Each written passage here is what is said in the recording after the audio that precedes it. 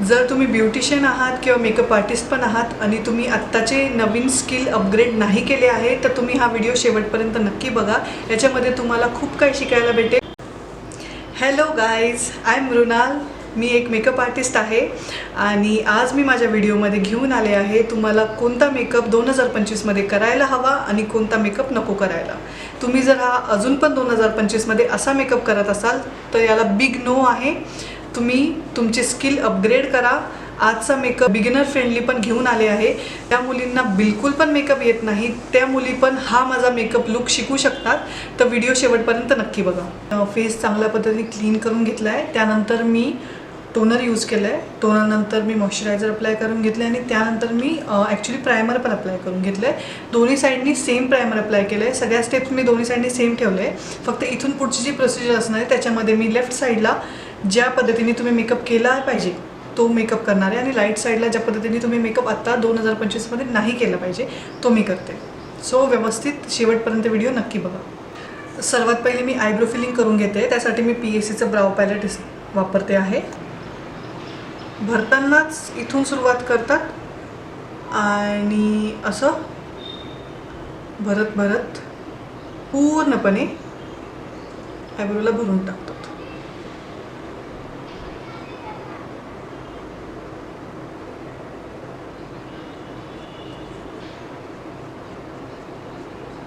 याने काय होतं आहे ना की तुमची आयब्रो नॅचरल नाही दिसत आहे. आता इकडे बघा की मी कसं करते ते.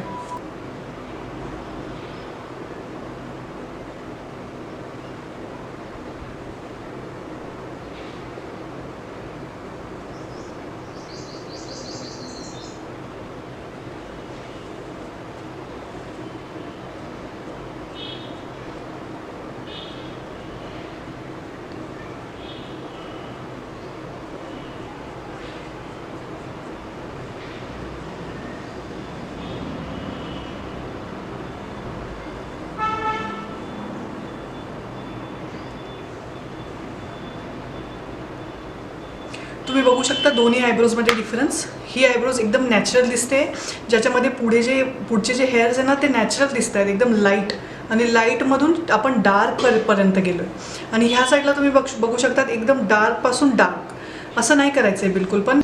त्यानंतर मी कलर करेक्शन करून घेते. पहिले राईट साईडला करते जे तुम्ही आता नाही करायला हवं. तर खूप सारे लोक काय करतात की ऑरेंज कलर करेक्टर एकदम भरभरून लावतात.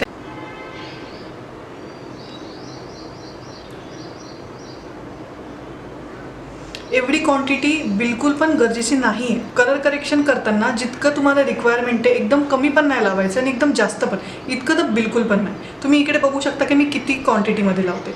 पहिले कधी पण प्रोडक्ट घ्यायचं आहे फिंगरवर आणि जितकी पण नीड आहे पहिले थोडं अप्लाय करा. त्यानंतर दुसऱ्या फिंगरनी त्याला ब्लेंड करा.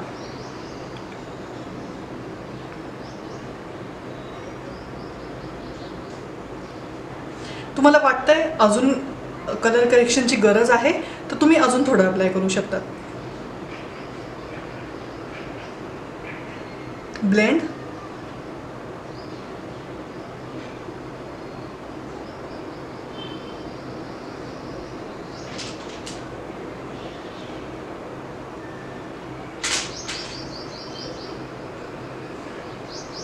हे व्यवस्थित कलर करेक्शन झालं आहे आणि इथे हे एक्स्ट्रा प्रोडक्ट आहे. हे काय करेल माहिती आहे तुमचं फाउंडेशन ऑरेंज करेल. ह्याला मी ब्लेंड करते एक कन्सिलर ब्रशच्या मदतीने.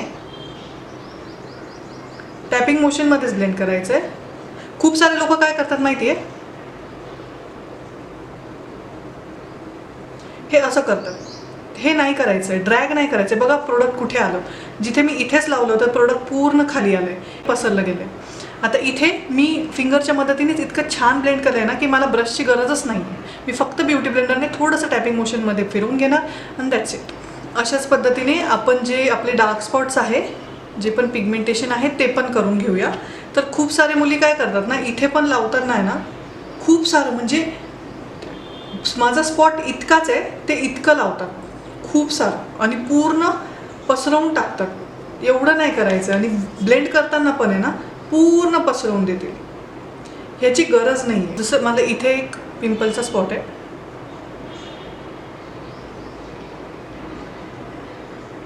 मी फक्त इथे ऑरेंज कलर करेक्टर ठेवला आहे, दॅट्स इट. आणि मी त्याला फक्त त्याचे जे एजेस आहेत ना, म्हणजे त्याची जी बाहेरची बाजू आहे ना, ती फक्त ब्लेंड करून घेणार आहे.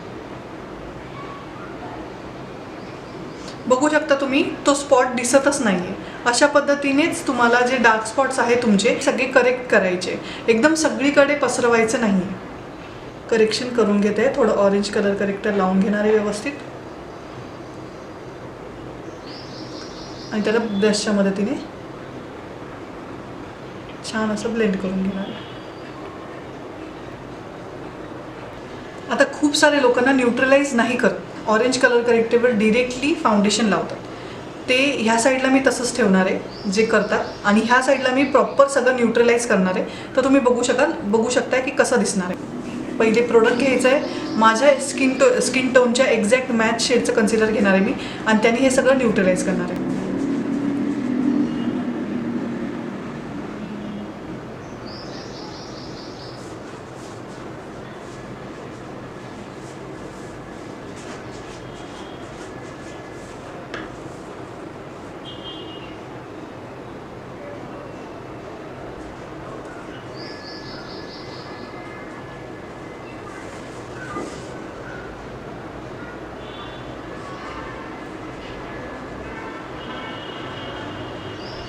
आता मी ब्रशच्या मदतीने त्याला एकदम हलक्या हाताने ब्लेंड करून घेणार आहे, एकदम दाबून नाही करणार आहे, कारण की मला जो खालचं ऑरेंज कलर करेक्टर आहे ना, ते जागेवरून नाही हलवायचं. सो मला एकदम, तुम्ही बघू शकतात, एकदम हलक्या हाताने बिलकुल इथे पण टॅपिंग मोशनमध्ये हलक्या हाताने ब्लेंड करून घ्यायचं.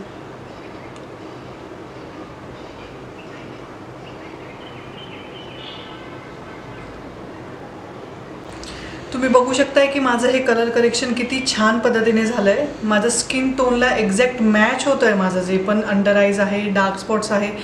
आता फाउंडेशन अप्लाय करताना पण खूप साऱ्या ठिकाणी तुम्ही बघतात की ब्रशवर डिरेक्टली पंपने फाउंडेशन टाकतात आणि त्याला डिरेक्टली अप्लाय करतात. बिलकुल तसं नाही करायचं आहे. अदरवाईज असं पण मी बघितलं आहे की फाउंडेशन घेतात आणि डिरेक्टली फेसवर 2 पंप टाकतात आणि दॅट्स इट. तुम्हाला सांगू, खरं तर इतक्या फाउंडेशनची गरजच नाही आहे. एक पंपमध्ये पूर्ण मेकअप होऊन जातो. आणि किती पण, आता मी जसं मेबलिनचं फाउंडेशन यूज करते ना, ते थोडं मीडियम कव्हरेजमध्ये आहे.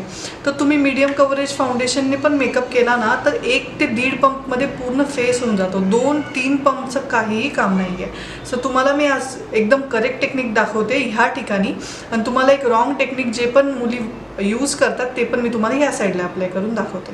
सो मी त्यासाठी नेहमीचेच माझे शेड मेबलिन फिट मी फाउंडेशनमधल्या 220 आणि 128 शेड मिक्स अँड मॅच करून लावणार आहे. कधी पण फाउंडेशन याच्यावर असं घेऊन त्याला व्यवस्थित पूर्ण पॅलेटवर असं पसरवून एकदम मिक्स करून घेते, छान पद्धतीने वॉर्म करून घेते. ते हे बघा, तुम्ही बघू शकतात, वॉर्म करून घेते. डिरेक्टली चेहऱ्यावर पंपने फाउंडेशन बिलकुल टाकायचं नाही, आणि ब्रशवर पण टाकून डिरेक्टली अप्लाय कधीच नाही करायचं. एक कोणती पण मेकअप आर्टिस्टला तुम्ही विचारा, मेकअप आर्टिस्टचं ॲप्लिकेशन हे असंच असतं ना, की जे पण तुम्ही बघतायत ना आजकाल तसं ॲप्लिकेशन बिलकुल नका करू. पॅचेस पडतील, दुसरं काही नाही होणार, आणि व्यवस्थित ब्लेंड पण नाही होणार तुमचं फाउंडेशन. मी हे बघा पूर्ण चांगल्या पद्धतीने असं मिक्स करून घेतलं आहे माझ्या पॅलेटवर. त्यानंतर मी खूप ठिकाणी हे बघते की फाउंडेशन ॲप्लिकेशन करताना हे असे डॉट्स ठेवतात.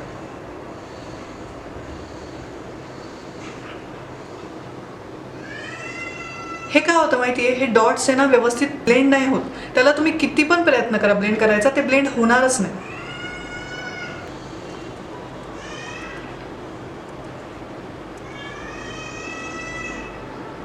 बघा होतं ब्लेंड, बिलकुल नाही होते. तुम्हाला हे पॅचेस दिसत आहेत. या टेक्निकने फाउंडेशन बिलकुल अप्लाय नाही करायचं आहे, आणि ऑरेंज कलर करेक्टर यूज केल्यानंतर डिरेक्टली फाउंडेशन कधीच अप्लाय नाही करायचं आहे. माझे सगळं जे खालचं ऑरेंज कलर करेक्टर आहे ना, ते सगळं निघून जाईल, किंवा ते जागून सगळं हलून जाईल. सो एकदम रॉंग टेक्निक आहे ही. आता ह्या साईडला मी करेक्ट टेक्निक सांगते. हे जे फाउंडेशन असं जे पण मी मिक्स करून घेतलं आहे ना, त्याला कधी पण ब्रशवर इव्हनली ब्लेंड करून घ्यायचं आहे. तुम्हाला चेहऱ्याच्या आतून बाहेरच्या साईडला ब्लेंड करत जायचं आहे. छोटे छोटे पॅचेसमध्ये ब्लेंड करायचं आहे, डिरेक्टली इथून इथे यायचं नाही.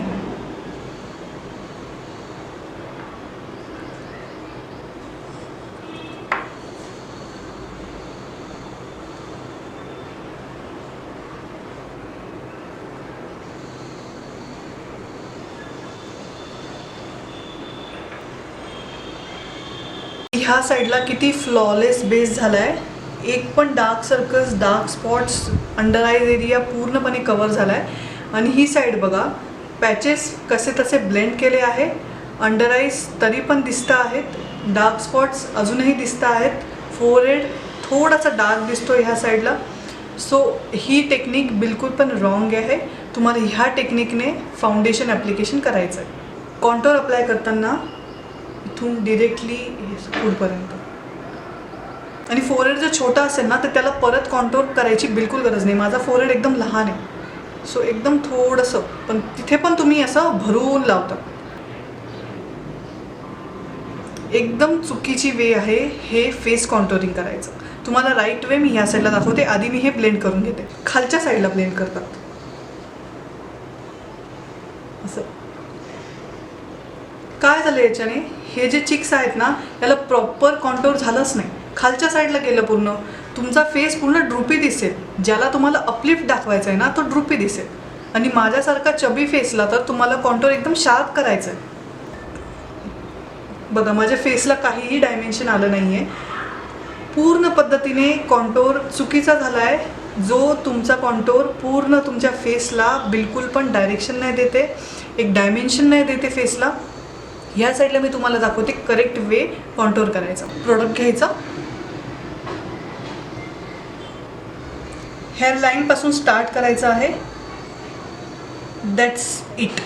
इथे आयब्रोच्या इथे तुम्हाला थांबून घ्यायचं आहे. इथून पुढे कॉन्टोर नाही झालं पाहिजे. आणि हवं तर तुम्ही थोडंसं इथून पण घेऊ शकता.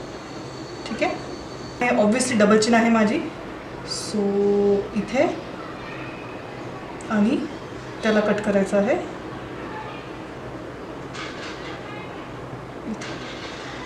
इथपर्यंत मी कट करेल कारण की इथपर्यंत आहे मला.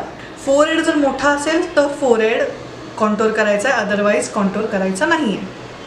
सो मला इथे थोडंसं वाटतं आहे, सो मी इथे करणार आणि इथे थोडंसं लिटली.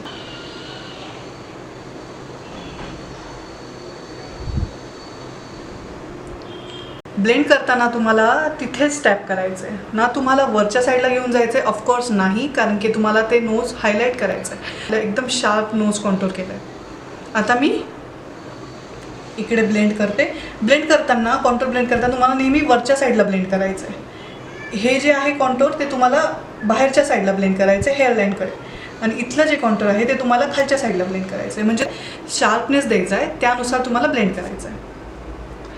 सो इथलं प्रोडक्ट हेअरलाईनमध्ये, हेअरलाईन, आणि इथलं प्रोडक्ट वरच्या साईडला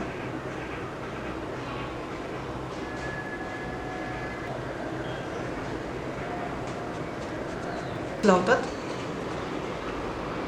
आणि इथे पण नाही, थोडं खाली इथे लावतात लिटरली. तर हे एकदम रॉंग आहे. इथे करणं आहे इथपर्यंत.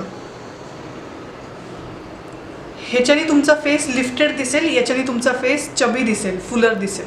आता मी पहिले ही साईड ब्लेंड करून दाखवते.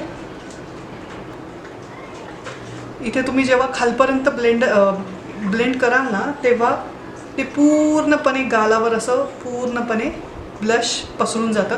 इतकं ब्लश ॲप्लिकेशन नाही करायचं. करेक्ट वे आत्ता जे चालू आहे त्या पद्धतीने ब्लेंड करताना तुम्हाला तिथूनच वरच्या साईडने ब्लेंड करायचं आहे.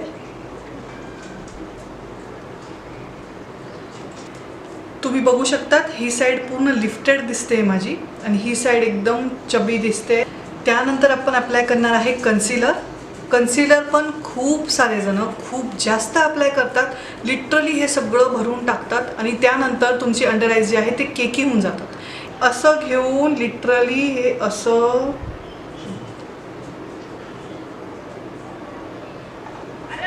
इतकं कन्सिलर प्लीज अप्लाय करू नका, प्लीज, बिलकुल पण नाही. यानंतर याला ब्लेंड करण्यासाठी ब्युटी ब्लेंडर घेऊन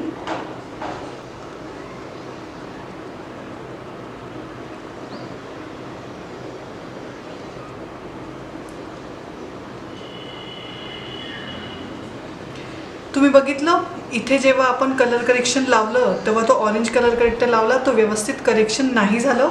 त्याच्यानंतर आपण डिरेक्टली फाउंडेशन अप्लाय केलं, त्याला न्यूट्रलाइज न करता, आणि त्यानंतर आता आपण कन्सिलर अप्लाय केलं आहे आपल्या शेडच्या 2 शेड लाईटर. आता थोड्या वेळाने ना हा भाग आहे ना तुमचा पूर्ण ग्रे दिसेल, ॲशी दिसेल. कन्सिलर घ्यायचं आहे, एक्सेस प्रोडक्ट कधी पण काढून घ्यायचं आहे.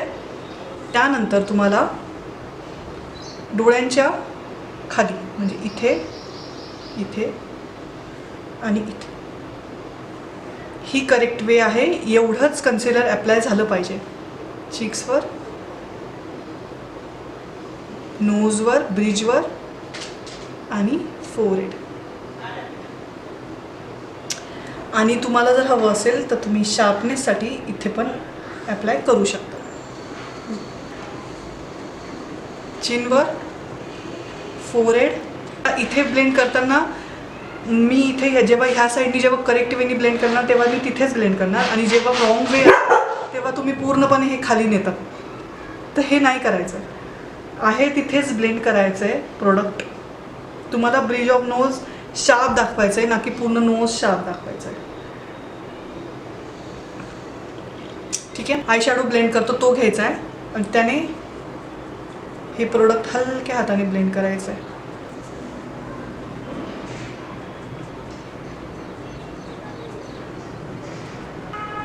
तुम्ही बघू शकतात की प्रोडक्ट किती कमी अप्लाय केलं आहे आणि इथे प्रोडक्ट खूप जास्त अप्लाय केलं आहे. तुम्ही बघू शकता इथे क्रीज काहीच नाही पडले आहे. इथे क्रीज बघा, ऑलरेडी क्रीज पडल्या आहेत, मी अजून सेट पण नाही केलं. सो तुम्हाला कायम लक्षात ठेवायचं, तुम्ही जितकं कमी प्रोडक्ट अप्लाय करणार तितके तुमचे क्रीजिंग कमी होईल. सो याला छान पद्धतीने ब्लेंड केलं. पावडर लॉकिंगसाठी मी लूज पावडर अप्लाय करते. सो पावडर लॉकिंग करताना मोस्ट ऑफ काय करतात की पावडर घेतली, इथली क्रीज ब्लेंड नाही केलं आणि डिरेक्टली अप्लाय, ते पण एवढी पावडर.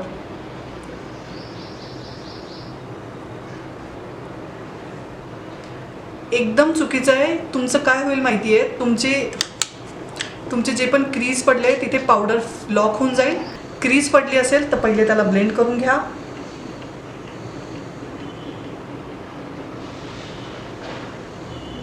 ब्लेंड केल्यानंतर पफवर पावडर घेतली, हातावर त्याला व्यवस्थितपणे सेट करून घेतलं आहे आणि मग पावडर ॲप्लिकेशन केली आहे. ती पण पावडर मी किती कमी अप्लाय केलं आहे ते तुम्ही बघू शकता.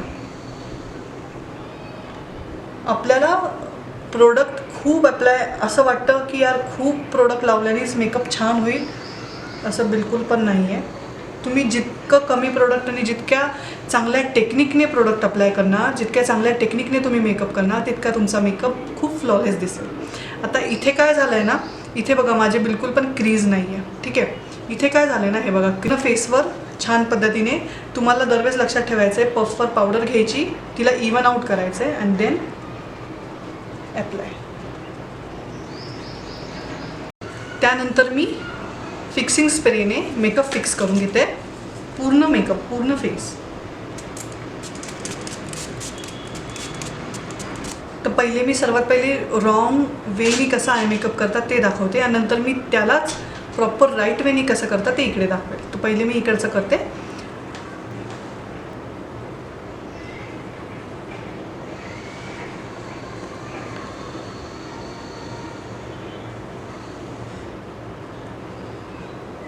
एक ब्रश घेतला आहे मी, त्याच्यामध्ये डिरेक्टली डार्क कलर अप्लाय करायचा आहे. आउटर कॉर्नरला करायचं नाही आहे, मी दाखवते रॉंग वे.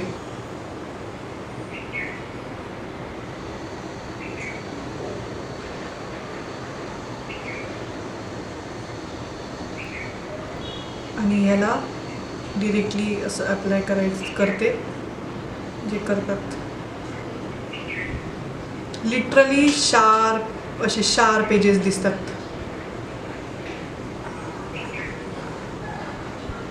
शिमर.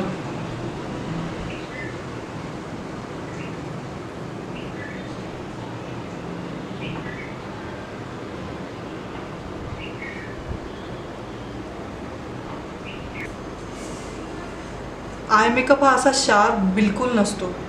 प्रॉपर ब्लेंडिंग झाली पाहिजे तरच तुमचा आय मेकअप छान दिसेल.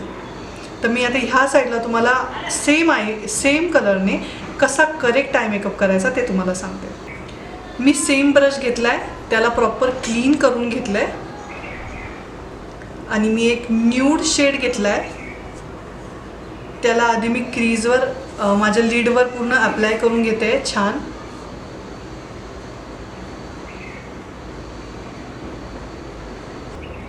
मी डार्क जो पिंक कलर घेतला होता तोच घेणार आहे आणि लिडवर फक्त ठेवणार आहे आणि तो छान असा ब्लेंड करून घेणार आहे.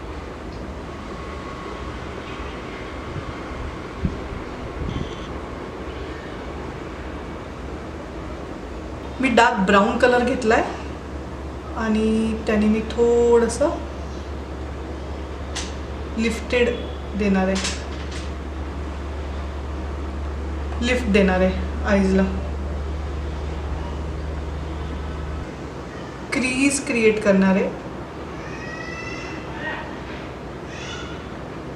शार्प नाही, एकदम हलकीशी.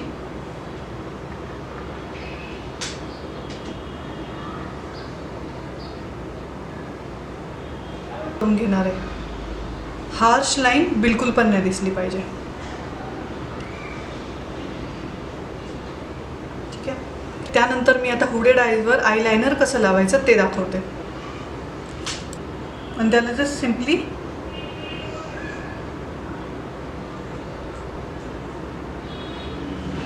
अटॅच करून घ्यायचं आहे आणि त्यानंतर मी त्याला थोडा शार्पनेस देते.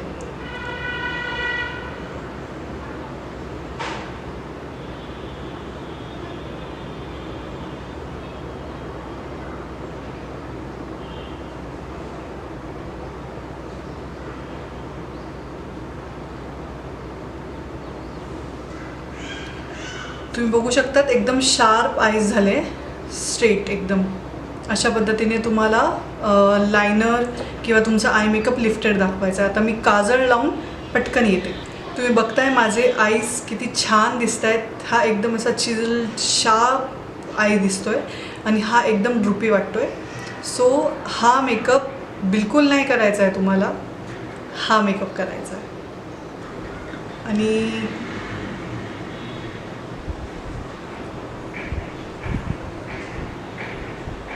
असं अप्लाय बिलकुल पण नाही करायचं आहे. करेक्ट वे सांगते, सेम लिपस्टिकने कसं अप्लाय करायचं आहे. पहिले मी लिप्स छानपैकी लिप लाईन करून घेतले आहे. तर मी सेम शेड घेतली आहे आणि तिला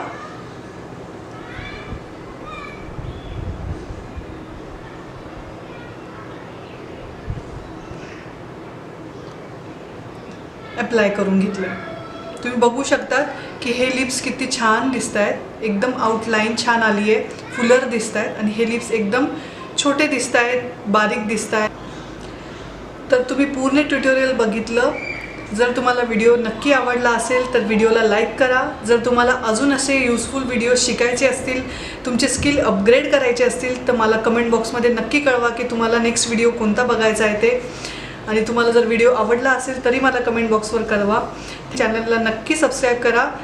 thank you so much for watching. Bye.